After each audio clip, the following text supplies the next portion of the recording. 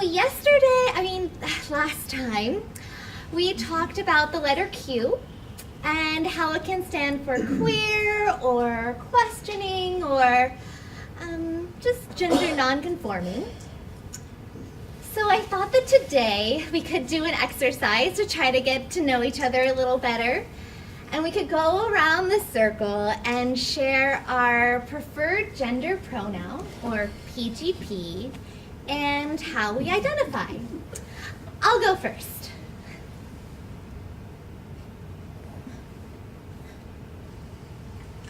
Wow, this seems really awkward. I feel like this is pretty obvious that I identify as a female and I'm a she. I really don't feel like I should be the one facilitating this group. How did I get stuck with this group topic? But I asked them to share, so I feel like I should too. Should I even have gone first? So my PGP is she, and I identify as female. Let's go around this way. I prefer Z or they as my pronoun. Note to self, refer to Charlie as Z. Damn, I'm gonna mess that up. I've never had to refer to someone as Z before. And I don't identify within the traditional gender binary. Uh-huh. Yeah, I prefer he, and I consider myself a male. Well, lately, people always call me he, but lately I've been feeling a little different. I'm not so sure anymore. Does that mean I'm questioning?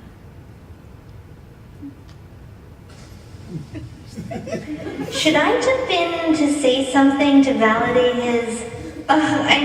James's experience? Yeah, I can totally relate to you being questioning. I mean, in my current relationship, my girlfriend really wants me to claim being a lesbian, but I've always identified as bi before that. You know, I prefer women, and I prefer she, but I just don't like being placed in a box. You know, just so it's better for everyone else doesn't mean it's better for me. I go by he, and I identify as a male, but normally I've been attracted to guys, but lately I've been attracted to men who present as more feminine. I don't really feel comfortable sharing this. I mean, you're obviously straight and you identify as female. So, I mean, I feel like you're just not gonna get me. I feel like such an imposter. This is exactly what I was worried about. How am I going to recover from this? I agree that I'm never gonna be able to fully understand your experiences. And that I have a lot to learn here. Yeah, you do. Yeah, it just feels like this whole thing's just been awkward, right? Okay, so I'm sensing a lot of awkwardness in the room. And I admit that I felt awkward too when I had to do the exercise. Maybe we could talk about what makes it so awkward? Well, it was great that you asked us which gender pronoun we prefer. But what about how we express ourselves, or who we're attracted to? There's just so much more here that we aren't really touching on. And then you have the question, like I said, I think I present myself as more feminine, than other guys.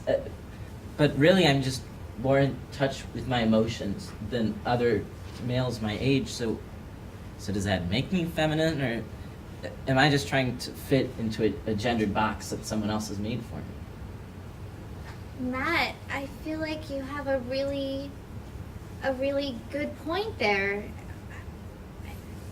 It's important that people can be who they are and be honest about that, and not necessarily put themselves into a box just because it's easier for society. And I think you're right. I think it's important that people feel comfortable expressing themselves, even if their identity and their gender and their mode of expression isn't aligned the way that culture expects them to be.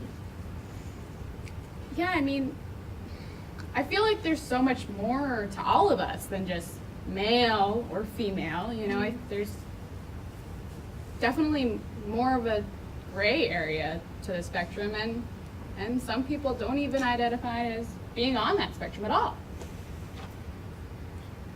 Okay, well, maybe we could try again and just go around the room and share what we want to share, whatever that is, and just listen to each other.